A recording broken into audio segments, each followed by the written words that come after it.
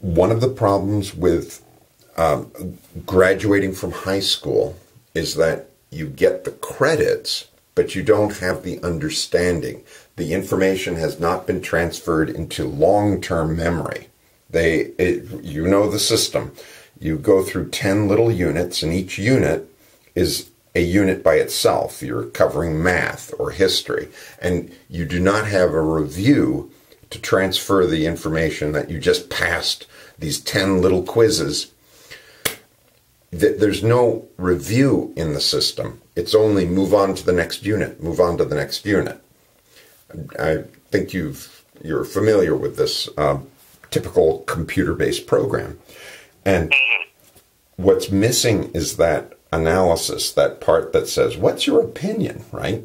Yeah, exactly. Now, I'm going to describe what the PERT is, P-E-R-T. It's a test that is 2 hours. If you look at the SAT, which most people do not do well the first time they take the SAT, the SAT gives you 25 minutes, and you must do 35 math problems, or 25 math problems, 35 minutes. Then there's a reading section. You have 5 readings that you have to get done in 30 minutes. Fine. The PERT does the same thing. You have 2 hours to do 3 sections. And that might work out to be, I don't know, something close to 40 minutes, 40 minutes, and 40 minutes. There's your 120. But they don't stop the test. You are sitting for 2 hours. Wow. Now, what does this do? This allows you, if you're not strong in math, to spend 60 minutes on the math, leaving you only 1 hour left for the writing and the reading. But that's okay. That's okay. You can accommodate your own time. This is a brilliant way of using one test to analyze what are you like. Let's give you the flexibility. We're not saying you must. We're making time a variable, which is Fischler's point. We're going to make time a variable. So when I was taking the test, I did the math part in 30 minutes. Now I had an hour and a half, and I spent close to 1 hour on the reading section because I'm a slower reader. And then I had 30 minutes to do the writing, no problem. It's grammar, but when I say writing, it's mostly grammar, identification of grammar parts. So here I adapted the course to me. And there's one other feature that it indicates that you're familiar with the test, and that's instead of circling in, this is all computer-based, and you're clicking not a box or not a bubbling in a circle. No, it's a star. And I think this is brilliant because when you're taking the test that first time, it's easy to find where to answer because you've never seen this before. You click where there's a star.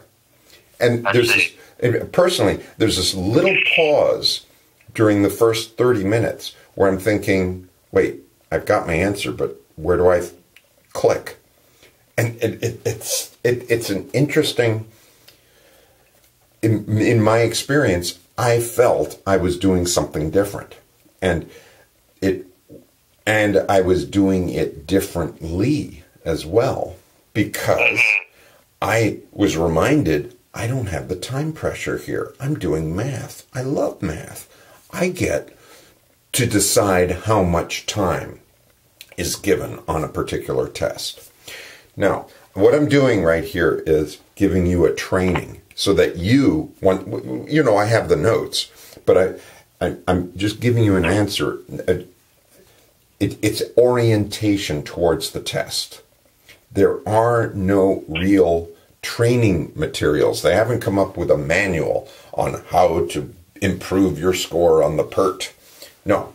What they have done is they've asked me to take the test, come up with some teaching guidelines, and it comes to about 14 pages. And the essence of it, the absolute central part, is just knowing what's on the test. And here's an interesting way they do the reading. They simulate what happens in the classroom. On Monday, you might have to come in and read Antigone in class, and we're discussing it. And then the teacher asks something like, at what point in the story, at the end of the story, what is the feeling that the father has towards Antigone, right? Okay. You answer that question, and perhaps there's one more question about what title would you give, what's the main purpose of this reading passage. You turn the page, or, the screen changes, and now you have a second reading. Maybe it's by Mark Twain. And you have a question there, and you answer two questions. The fifth question is back on Antigone. You're going back. And this is like, it's now Tuesday, and the teacher is going to go back to Antigone and ask, okay, they use the word vertigo. How does that apply? And, what is the meaning of vertigo in that sentence? It's brilliant, because this is what happens. Are you able to switch and go back to something that you had read the day before? And what it also does is it takes care of the person. If you have 5 questions to answer about a reading passage, you split it up. Of course. I never thought of doing that during the test. I think this is very clever, because it reduces that boredom that sometimes sets in. Yeah, true. And also the anxiety. Yes. And you don't know how long the test is, because you don't have a booklet in front of you. So you can't, oh, sigh, I've got all these questions to go through. No, they just keep one after another coming at you. And I think that's a good thing, because they're not sort of, after, 10 minutes, fatigue might set in. And they change the fatigue, because we're going to show you a new reading passage that increases your alertness. And then we're going to change it back to the other reading passage. Now, it's a change of screen. They're also very strong on interpreting graphs. They're going to show you a picture of the United States.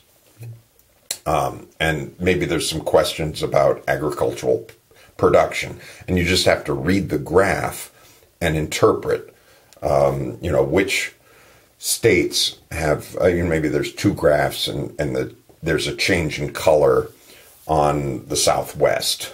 And they're discussing drought patterns in the 1930s compared to the 1960s.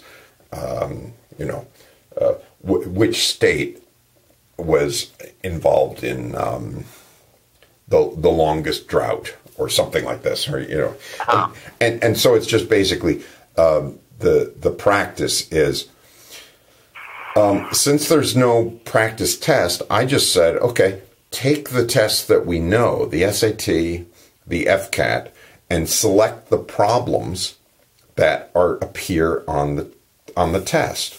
And it's fascinating. They have virtually no circle questions. They do a lot of number line work in math. And the readings are generally authentic. Yes, there's some literature, but they'll have, schedules on the train, or they'll have some newspaper articles, right? I mean, they had a fascinating article. I'd almost want to take the test again to see if they put up this article.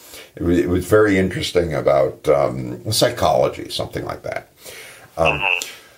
So what you've just had in this 10-minute diatribe that I've just given you is a summary of how to